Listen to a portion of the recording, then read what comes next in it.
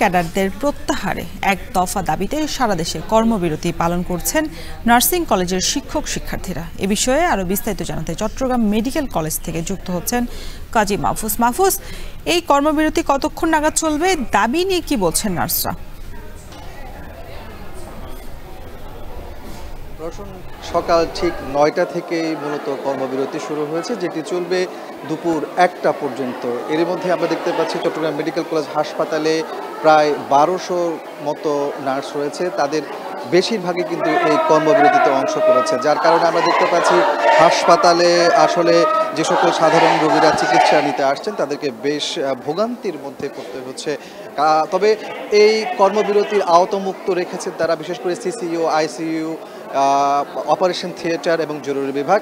তার বাইরের যে আসলে ওয়ার্ডগুলো আছে সেখানে কিন্তু এই কর্মবিরতি চলছে, যার কারণে আমরা দেখতে পাচ্ছি যে আসলে এখানে যে সকল রোগীগুলো আছে তারা বেশিরভাগই কিন্তু নার্স নির্ভর, অর্থাৎ চিকিৎসকরা সকালের সময় একবার হয়তো ফলো আপে আসে, এরপরে কিন্তু রোগীদেরকে পুরোটার সময় নার্সদের সহযোগিতা নিতে হয়। যেহেতু এখন নার্সরা কর্মবিরতি পালন করছে, যার কারণে রোগীরা কিন্তু বেশ ভোগান্তির মধ্যে পড়েছে, তারা যে চিকিৎসা সেবা সেটি কিন্তু পাচ্ছে না। এবং অনেক রোগীর সাথেও আমরা কথা বলেছি, তারা বলছেন যেহেতু হাসপাতালে নার্সদের অনেকটা সহযোগিতা ছাড়া তারা চিকিৎসা সেবা পায় না, তো সেই জায়গাতে তাদের দাবিটা যদি যৌক্তিক হয়ে থাকে সেই দাবিটা মেনে নিয়ে হাসপাতালের যে সাধারণ রোগীদের যে চিকিৎসা সেবা সেটি যেন স্বাভাবিক রাখা হয়, তারা সেই দাবি জানিয়েছেন।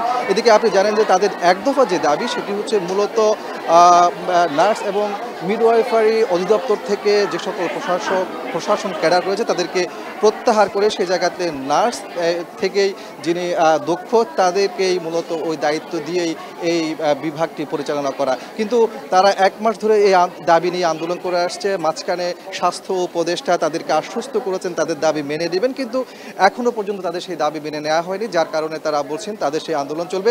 আগামীকালও কিন্তু এই কর্মসূচি রয়েছে, তবে ১ ঘন্টা বাড়িয়ে, অর্থাৎ একই সময়ে সকাল ৯টা থেকে দুপুর ২টা পর্যন্ত এই কর্মসূচি চলবে। এর মধ্যেও যদি তাদের দাবি মেনে নেওয়া না হয় তারা আরও কঠোর আন্দোলনে যাবে এমনটি হুঁশিয়ারি দিয়েছেন, এবং তারা বলছেন যে শাটডাউন কর্মসূচি পর্যন্ত তারা পালন করতে পারে। এই অবস্থায় আসলে এখানে হাসপাতালে যারা রোগী আসছেন, রোগীর স্বজনরা আসছেন, তারা বেশ বেকায়দায় পড়ছেন, বেশ ভোগান্তির মধ্যে পড়ছেন। সেই জায়গাতে সবারই একটি কথা, সেটি হচ্ছে নার্সদের এই দাবিটি যেন দ্রুত মেনে নেওয়া হয় এবং একই সাথে হাসপাতালের যে চিকিৎসা সেবার স্বাভাবিক পরিবেশ সেটি যেন নিশ্চিত করা হয়। তো এই ছিল আমার কাছে কর্মবিরতির সবশেষ তথ্য চট্টগ্রাম মেডিকেল কলেজ থেকে। রওশন।